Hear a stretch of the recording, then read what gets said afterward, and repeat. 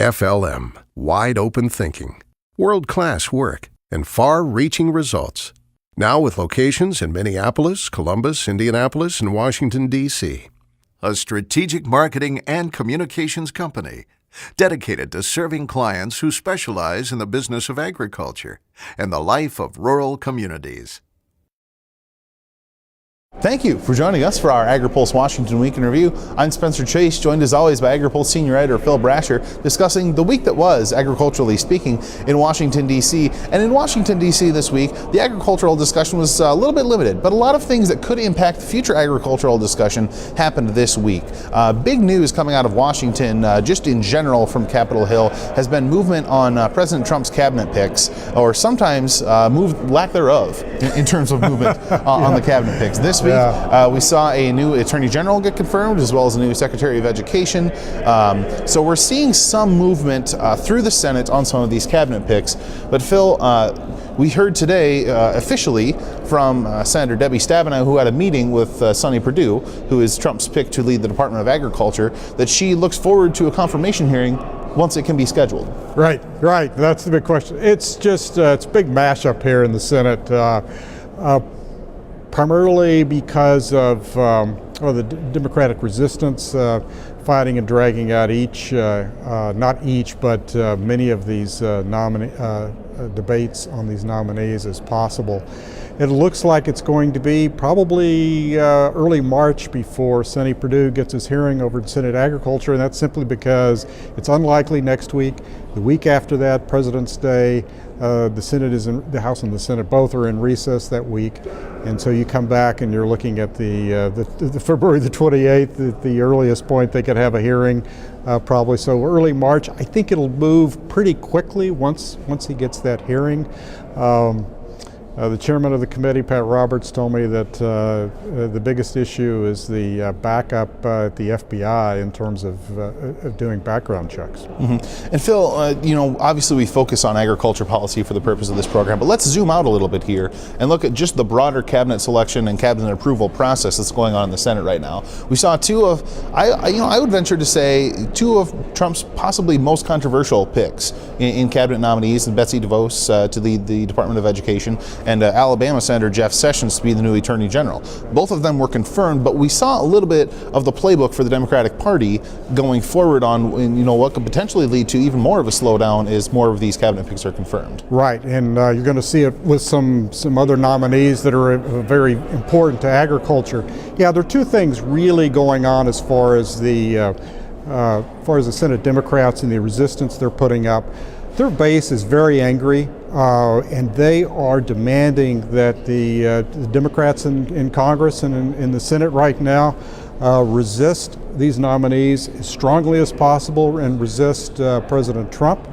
So that's one thing. The Democrats are under tremendous pressure from their base to fight and to take the floor and resist as long and as hard as they can. There's another thing going on too, and that's the Democrats want to send a signal to these nominees when they get into office, because it's very difficult for them to stop them with the way the Senate rules are, to send a message to rein them in, basically.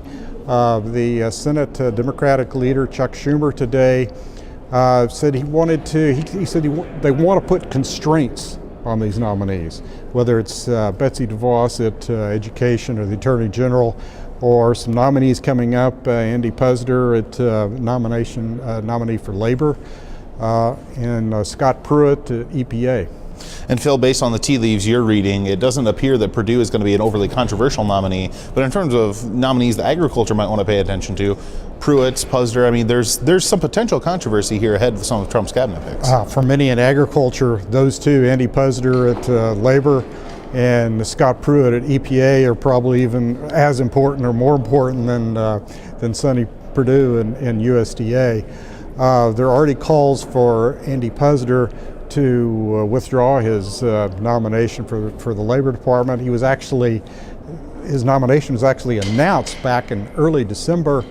They finally scheduled a confirmation hearing for him next Thursday. But that's going to be a brutal fight on the floor. You can guarantee the Democrats are going to stay up all night again criticizing his nomination, and Scott Pruitt, Trump's nominee to run the EPA. Pretty much the same thing, very controversial, and he has come out of committee with no Democratic votes for or against. They actually boycotted the hearing. Suspended rules and all kinds of other things. Boycotted the vote, yeah.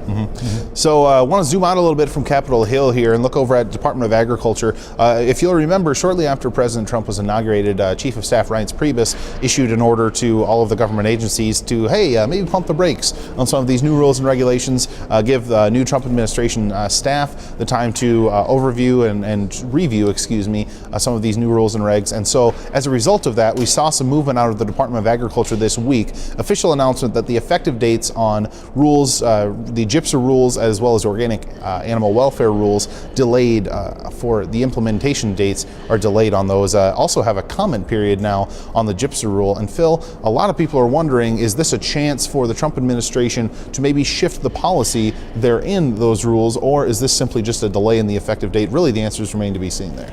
Yeah, they could. I would put a lot of these rules that were enacted at the end of the Obama administration into two categories.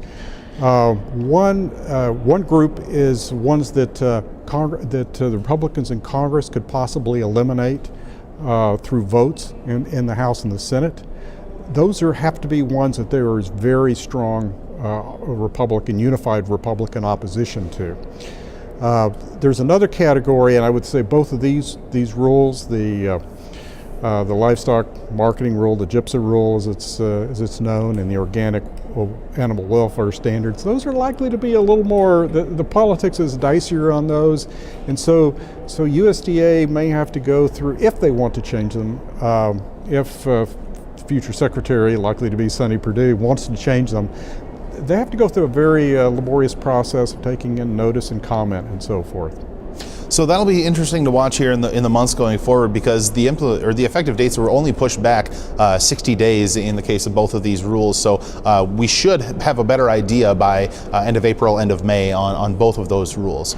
Going forward, it's worth keeping an eye in the next week or two. Some foreign leaders making trips to the White House. We have Japanese Prime Minister Abe as well as Canadian Prime Minister Trudeau headed to Washington. It'll be interesting to see if any agricultural trade talks come out of those meetings. Certainly a lot of ag folks are very interested in a bilateral deal with Japan if the Trans-Pacific Partnership won't pan out.